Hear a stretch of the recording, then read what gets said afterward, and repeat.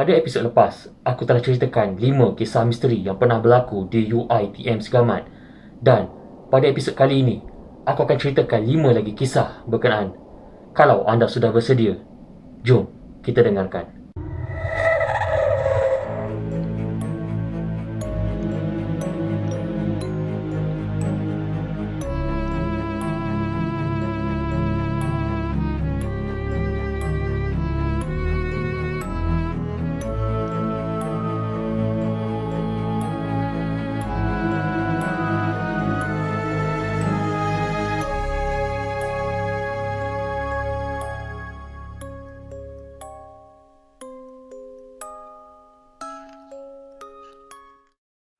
When we come to see the teddy bear here to play, if you don't play with us, then we will kill you.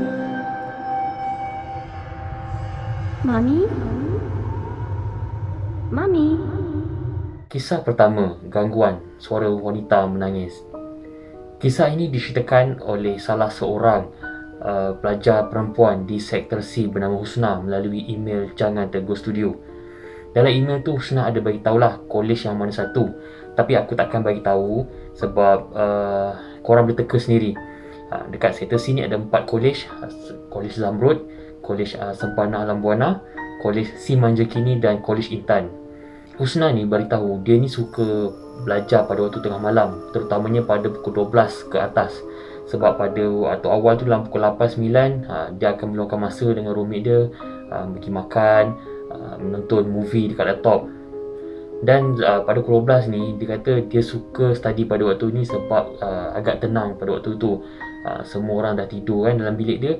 So dia akan study seorang-seorang dan sambil ditemani dengan bunyi muzik dekat laptop dia lah. Dan satu hari ni waktu Husna ni tengah study dekat meja dia waktu malam, tiba-tiba dia terdengar seperti ada satu suara perempuan memanggil nama dia dari arah belakang. Halus je macam ni. Husna. Dia terus pandang belakang, dia tengok siapa yang panggil nama aku ni kan. Setahu aku semua dah tidur. Tapi dalam hati dia yakin dia memang dengar suara perempuan halus yang memanggil nama dia Husna. Dia rasa tak sedar badan. Dia pergi ambil botol air, dia pergi isi air dulu. Dia nak minum air untuk nak menenangkan hati dia lah sebelum dia sambung balik study. Dia pergi dekat area water dispenser kan, dekat hujung dekat tangga tu. Dia pergi isi air. Sedang dia mengisi air tu, tiba-tiba dia terdengar suara perempuan halus je sayup menangis macam ni.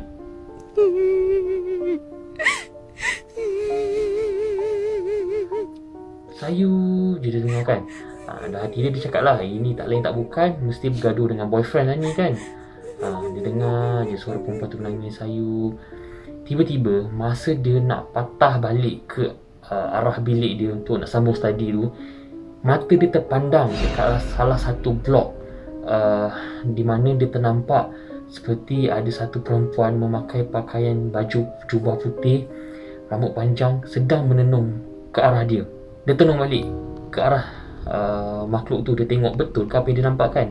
Bila dia tenung, memang sah dia ternampak seperti salah satu perempuan, makhluk yang cuba mengganggu dia lah. Dia masuk bilik dia, dia tutup laptop, dia tutup buku dan dia terus baring atas katil dia lah, sambil dia tutupi dengan selimut. Dia cuba tenangkan diri dia dengan apa yang dia nampak tadi. Sedang dia cuba nak tidur tu, tiba-tiba dia terdengar satu suara di hadapan pintu bilik dia.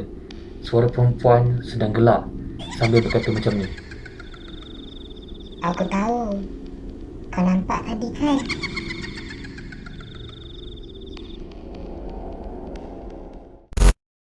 Kisah kedua, gangguan lintasan kain hitam.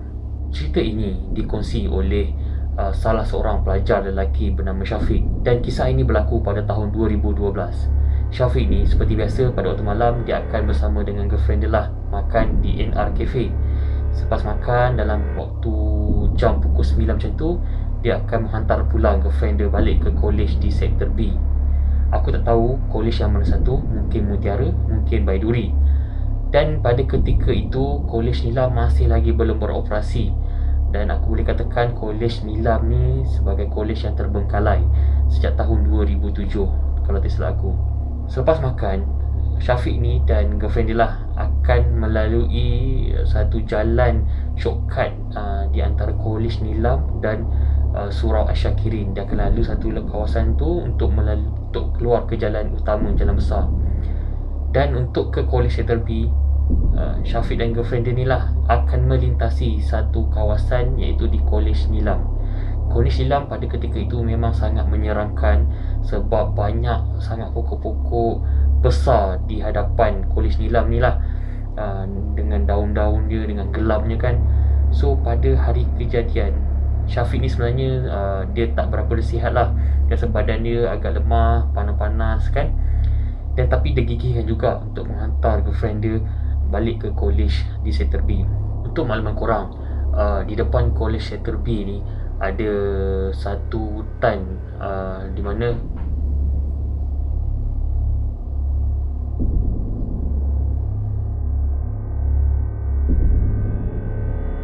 untuk makluman korang, di depan kolej Settle B ni ada satu hutan di mana hutan berkenaan selalu dijadikan aktiviti perekat oleh pihak komander UiTM Segamat.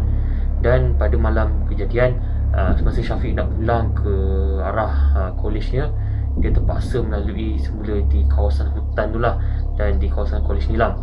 Semasa dalam perjalanan, dia rasa agak sejuk sebab pada malam berkenaan angin bertiup sangat kuat. Dan ketika hampir melalui di depan Kolej Nilam tu, dia ternampak seperti ada satu kain sedang melintas dari arah pokok di depan Kolej Nilam masuk ke arah hutan berkenaan. Dia menjerit Allahu Akbar. Dia terus berlari sekuat-kuat hatinya balik ke kolejnya lah di Settle A. Dan untuk makluman korang, aku juga pernah dengar kisah di mana pelajar perempuan semasa melalui di area Kolej Nilam tu nak ke Surau Asyakirin ataupun ke NR Cafe, mereka terdengar seperti ada satu alunan azan di dalam Kolej Nilam berkenaan.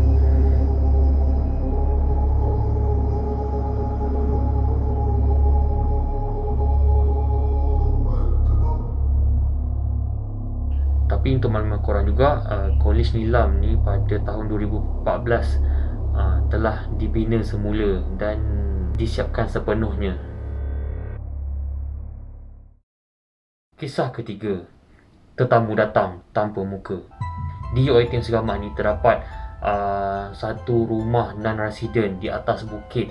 Kalau korang perasan, di depan Surau Asyakirin ni, kat atas bukit tu ada beberapa buah rumah lah. Dan rumah tu dijadikan sebagai tempat sekiranya alumni pelajar UiTM Segamat yang hendak tumpang bermalam di situ, mereka boleh menyewa lah. Ataupun kadang-kadang pernah ada event di Dewan Seri Temenggung dan tetamu tu sekiranya hendak bermalam di UiTM Segamat, mereka akan ditempatkan di rumah berkenaan. Rumah tu agak besar, rumah banglo. Dan dijadikan cerita, pada satu hari ni ada pernah bekas pelajar UiTM Segamat menyewa di rumah berkenaan. Sedang diorang duduk dalam rumah tu dalam 4-5 orang pelajar lelaki. Sedang mereka berbual di ruang tamu, tiba-tiba pintu rumah berkenaan diketuk tanpa orang memberikan salam. Meh, kau dengar tak? Ada orang ketuk tu.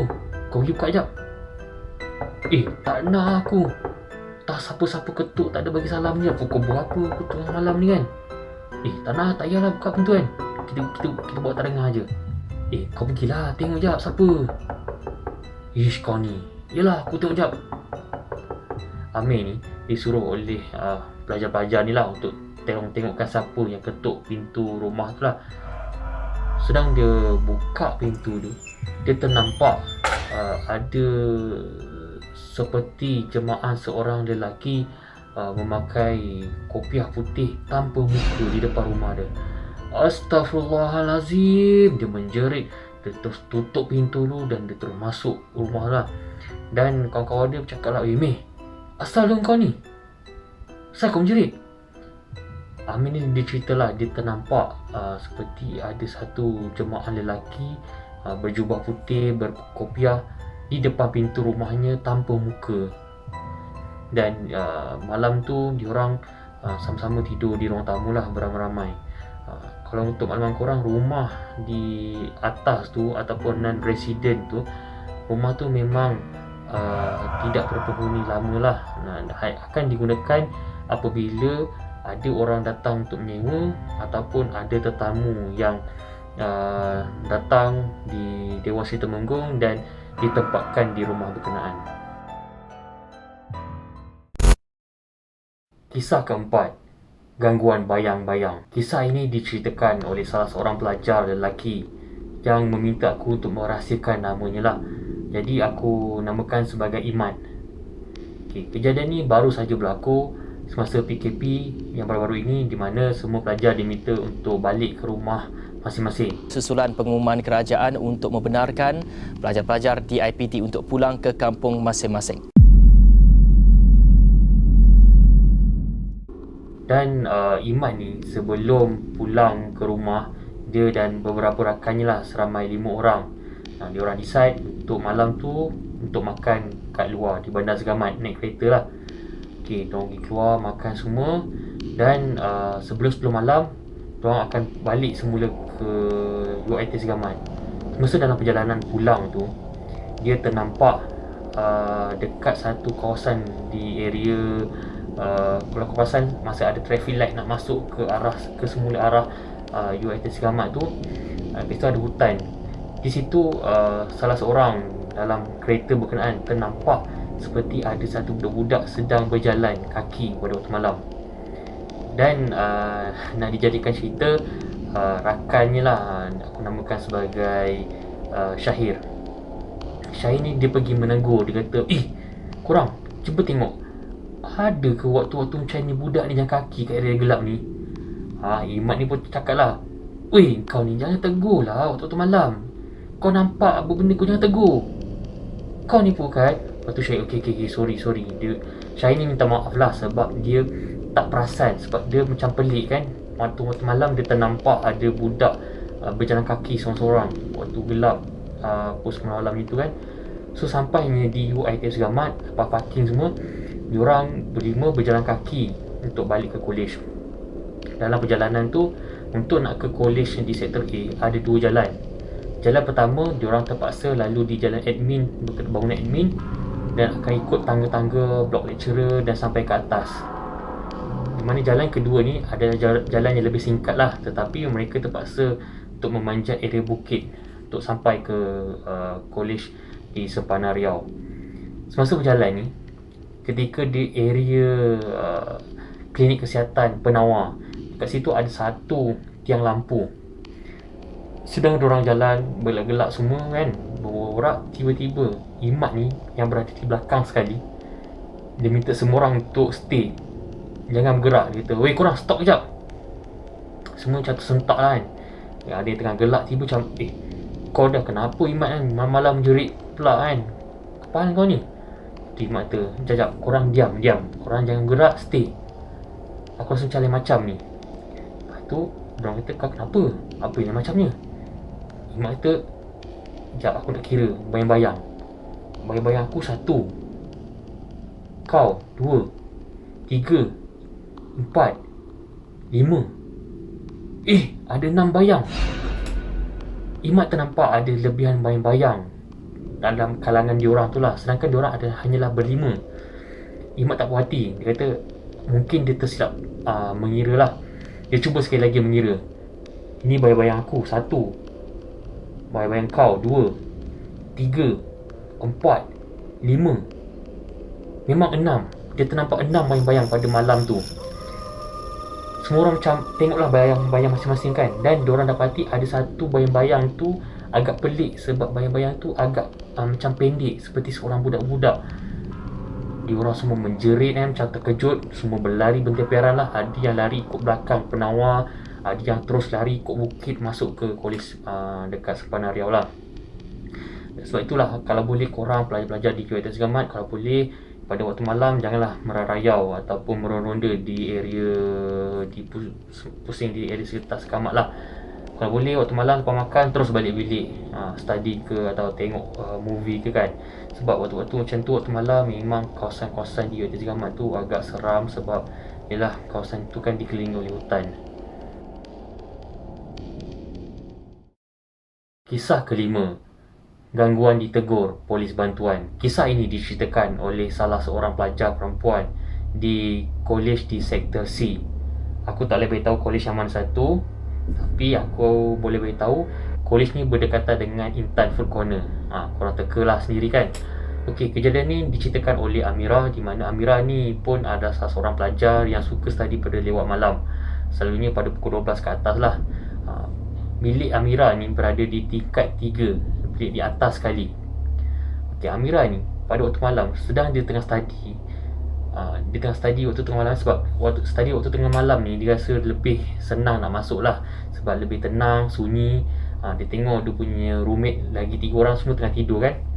Sedang dia study, tiba-tiba dia rasa seperti ada seseorang sedang membaling satu objek ke arah belakang badannya dengan sangat kuat. Dia cakap, aduh, dia pandang belakang. Dia tengok ketiga-tiga roommate-nya semua tengah tidur. Tapi memang dia rasa seperti ada satu objek yang dibaling sangat kuat ke arah belakang badan dia.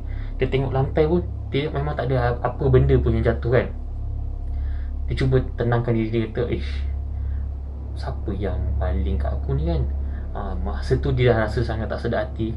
Tapi dia teruskan study lah. Dia tengah study. Tiba-tiba tengah dia study, tiba dia pandang kat depan tingkap dia tu. Dia ternampak ada satu polis bantuan sedang jalan dan memandang ke arahnya. Dia terkejut lah, cakap astagfirullahalazim. Dia pandang kat polis bantuan kan. Polis bantuan tu pandang dia, kata, buat apa malam-malam ni kan, tak tutup lampu lagi ni. Lepas tu Mira cakap lah, saya tengah study ni. Lepas tu polis bantuan kata, okey, study lah rajin-rajin. Lepas tu dia jalan. Lepas tu Mira ni macam tersenyum lah. Dia kata, baik pula pakcik ni kan, malam-malam duk tegur aku kan. Lepas tu dia sambung study. Sedang dia study balik, tiba dia baru teringat, bilik aku kan kat tingkat 3. Macam mana ada polis bantuan boleh lalu di depan bilik aku?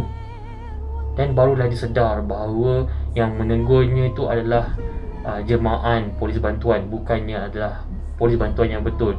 Dia terus tutup tingkap. Dia terus tidurlah sambil tidur. Itu adalah antara kejadian yang pernah berlaku di UiTM Segamat. Kalau korang yang suka malam-malam kan, tengok cermin ke ataupun study depan tingkap tu, kalau boleh fikirlah 2-3 kali tu. Kalau boleh nak study tu, tutup tingkap untuk mengelakkan perkara yang tidak diingini berlaku. Jin setan kang tak utusi. Okey, ini adalah 10 kisah misteri yang pernah berlaku di UiTM Segamat. Sebenarnya banyak lagi kisah-kisah misteri yang aku terima di email Jangan Tegur Studio. Tapi aku hanya memilih 10 kisah yang bagi aku agak seram dan popular di kalangan pelajar UiTM Segamat. Kalau korang merasakan video pada kali ini menarik, korang boleh tekan like. Bagi korang yang sukakan kisah-kisah seram, korang boleh tekan subscribe untuk mendapatkan lagi kisah-kisah misteri. Semoga kita jumpa lagi di episod yang akan datang dalam channel Jangan Tegur Studio.